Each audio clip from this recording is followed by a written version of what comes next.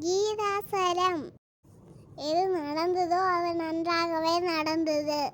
எது நடக்கிறதோ அதுவும் நன்றாகவே நடக்கிறது.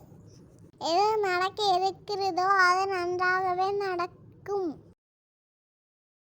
உன்னுடையதை எதை இழந்தாய்? எதற்காக நீ அழுகிறாய்? எதை நீ கொண்டு வந்தாய்? இழப்பதற்கு. எதை நீ படைத்திருந்தாய்?